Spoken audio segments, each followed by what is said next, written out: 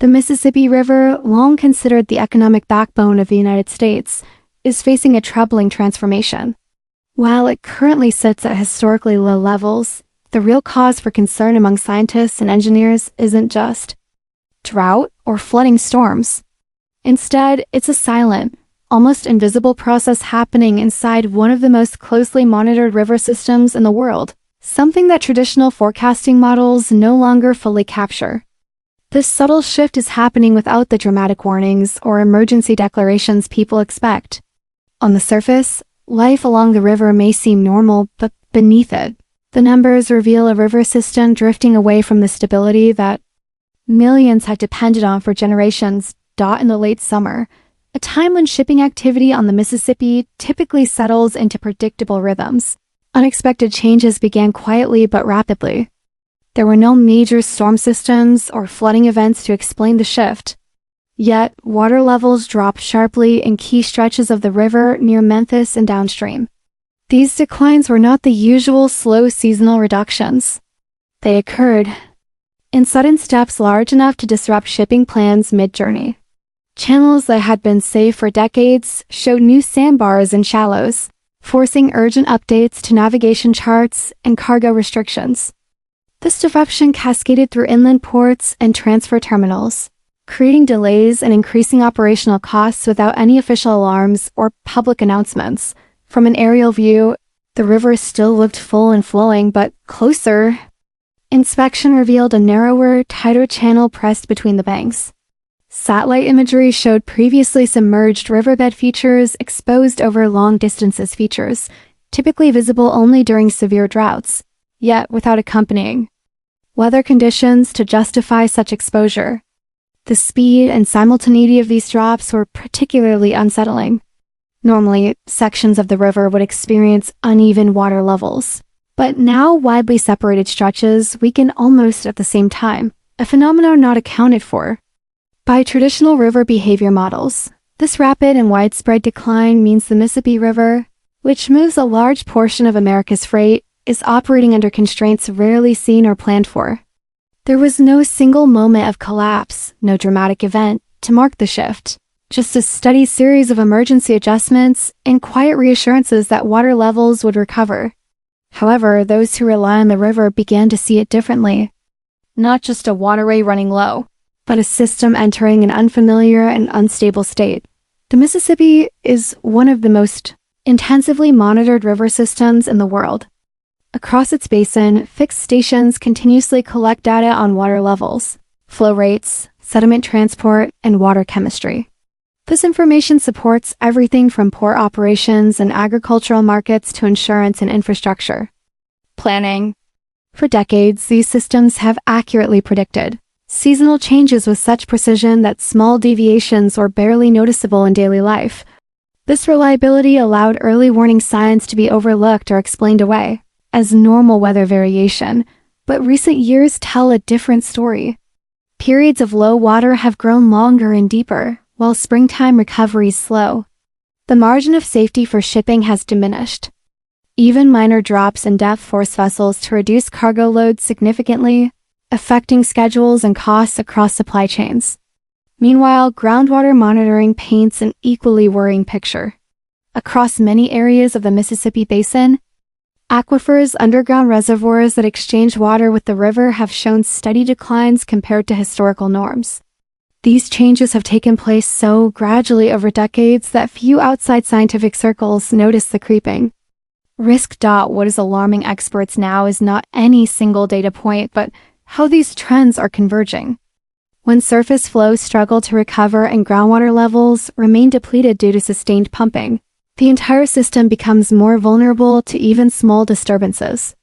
The natural buffering capacity of the river, which once absorbed seasonal fluctuations, is thinning.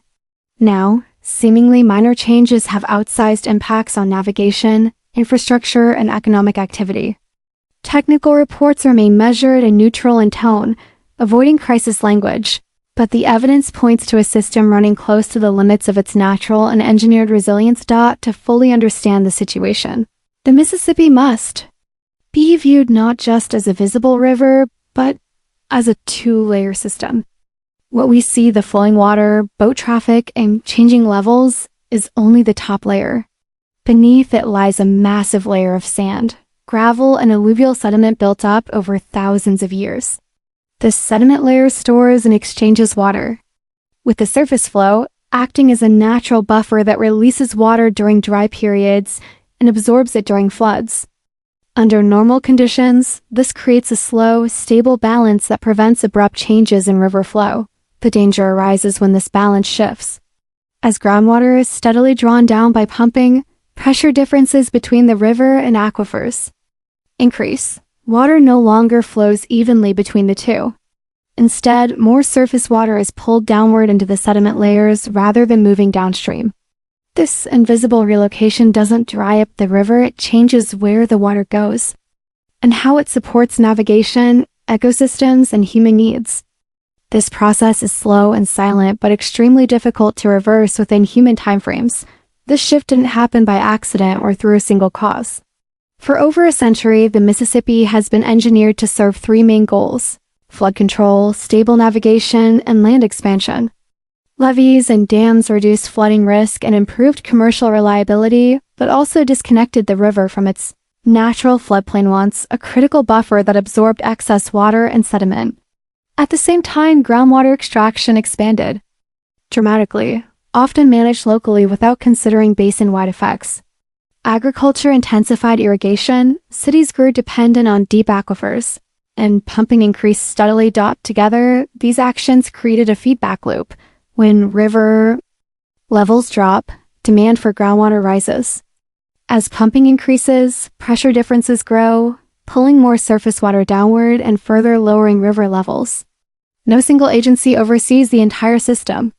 Surface water management, groundwater regulation, agriculture, urban development, and navigation are governed separately, each optimizing for its own goals. This fragmented management means cumulative risks built quietly in the gaps. When water levels fell beyond historical norms, responses focused on localized fixes, more dredging, tighter cargo limits, conservation campaigns, and infrastructure investment. These actions kept the river functioning but further eroded its internal resilience. The Mississippi became a system dependent on constant human intervention, increasing costs and shrinking safety margins. For many, options are narrowing. Decisions about where to live, how to work, or when to move are no longer purely personal. They are shaped by system-wide risks that no individual controls. While the river still flows, the economic and environmental realities are shifting beneath the surface. The warning signs have been known for decades. Scientific studies and technical assessments have documented groundwater declines, disrupted floodplains, and weakening river aquifer exchange. These reports were publicly available but rarely moved beyond expert circles to influence urgent policy. Risk was framed as manageable and gradual, delaying political action. The lack of a unified authority responsible for the entire basin means that no one agency is accountable for preventing or addressing systemic risks. This transformation is not a sudden catastrophe but a slow, systemic challenge requiring a fresh approach to management and adaptation. The Mississippi remains vital to the national economy and to millions of people who live and work along its banks. Understanding the depth of this change and acting before it worsens is critical to preserving the river's role for future generations.